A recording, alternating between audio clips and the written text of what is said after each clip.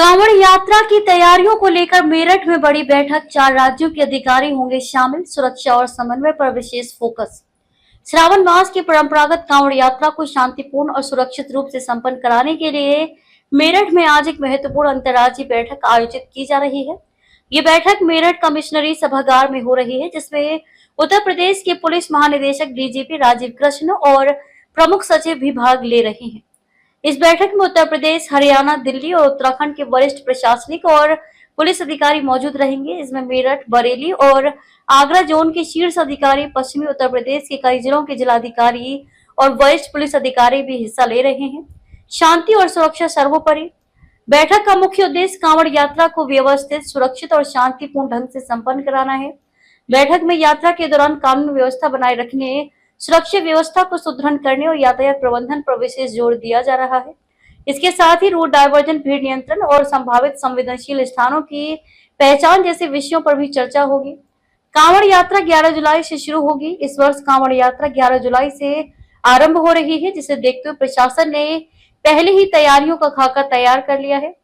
मेरठ मंडलायुक्त ऋषिकेश भास्कर यशोद के अनुसार कांवड़ मार्गों की सफाई, पथ प्रकाश की बेहतर व्यवस्था, पेड़ पौधों की छटाई और मंदिरों के आसपास स्वच्छता के विशेष इंतजाम किए जा रहे हैं। हवाई सर्वे और पुष्प वर्षा की तैयारी। कांवड़ियों की सुरक्षा को लेकर प्रशासन की योजना में हवाई सर्वेक्षण भी शामिल है। यात्रा के दौरान ड्रोन और हेलीकॉप्टर की मदद से भीड़ पर नजर रखी जाएगी।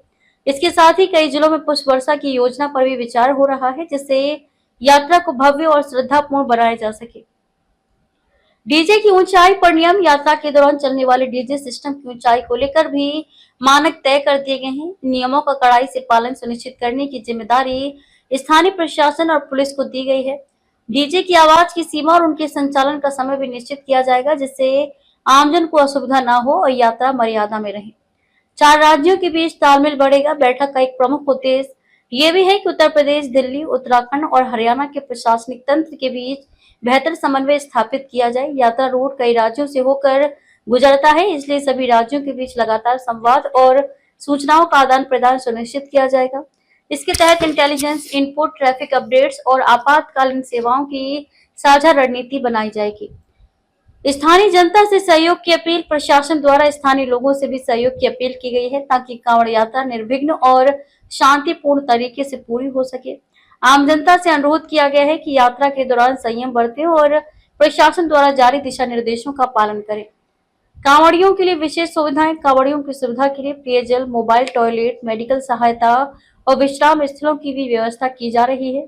प्रशासन ये सुनिश्चित कर रहा है कि किसी भी तीर्थ यात्री को कोई असुविधा न हो।